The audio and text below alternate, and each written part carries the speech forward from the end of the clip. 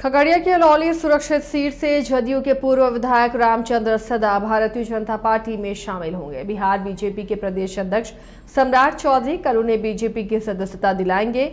पूर्व विधायक रामचंद्र सदा ने बीजेपी के जिला कार्यालय में प्रेस वार्ता में बीजेपी में शामिल होने की घोषणा की।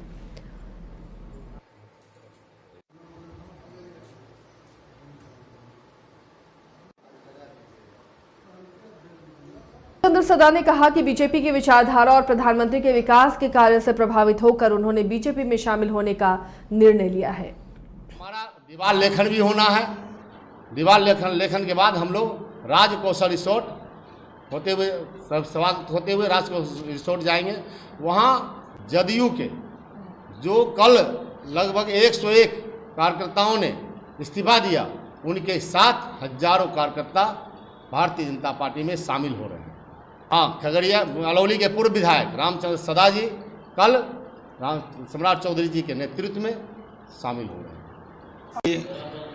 के कार्यक्रमों और माननीय नरेंद्र मोदी के विकास से हमारा समाज प्रभावित होकर और हम लोग से जहाँ हम लोग घूमने गए, वो लोग चर्चा किए कि हम लोग को बीजेपी का ही हाथ मजबूत करना है। माननीय नरेंद्र मोदी जी के को इस पुनः जो है प्रधानमंत्री बनाना है और आदरणीय सम्राट चौधरी जी के हाथ मजबूत करना है। चूँकि इनका जो है सो राजनीतिक क्षेत्र खगड़िया रहा है और खगड़िया के धरती को बीजेपी की तरफ से सम्मान मिला है, इसमें हम लोग को सहभागिता निभाना है। बिहार में आनंद मोहन की रिहाई के बाद सियासी घमासान जारी है। इसी बीच केंद्रीय मंत्री गिरिराज सिंह ने आनंद मोहन की रिहाई के बाद कहा कि वो काफी समय तक जेल में रहे। आनंद मोहन की रिहाई हुई तो कोई बड़ी बात नहीं है। आनंद मोहन की आड़ में जितने लोगों को छोड़ा गया है वो समाज उसके लिए पूछ रहा है। रिहाई वो बेचारे तो बलि के बकरा हैं, वो तो इतनी सजाब हो गए हैं।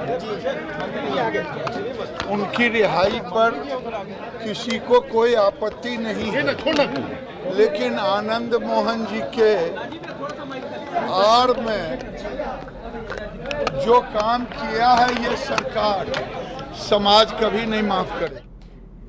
राज्य सरकार द्वारा अपराधी को छोड़ने के ऐलान के बाद सुशील मोदी ने सरकार पर सवाल खड़े किए हैं। उन्होंने कहा कि सरकार ने आनंद मोहन के साथ साथ कई अपराधी को छोड़ने के लिए कानून में संशोधन किया जो ठीक नहीं।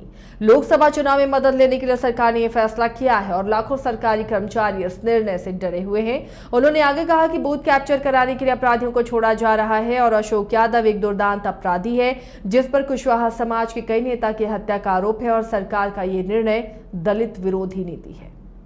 2016 के अंदर बिहार सरकार ने और अधिसूचना जारी की थी और जिस 2016 में एक धारा जोड़ी गई इसमें था कि बलात्कार के साथ हत्या, डकैती के साथ हत्या, ऐसे जो जघन्य अपराध हैं, सरकारी काम पर तैनात सरकारी सेवक की हत्या जैसे जघन्य मामलों में जो आजीवन कारावास में कैद हैं, उन लोगों को इसका लाभ नहीं मिलेगा और इस धारा को हटा दिया गया काम पर तैनात सरकारी सेवक की हत्या जैसे जघन्य अपराध।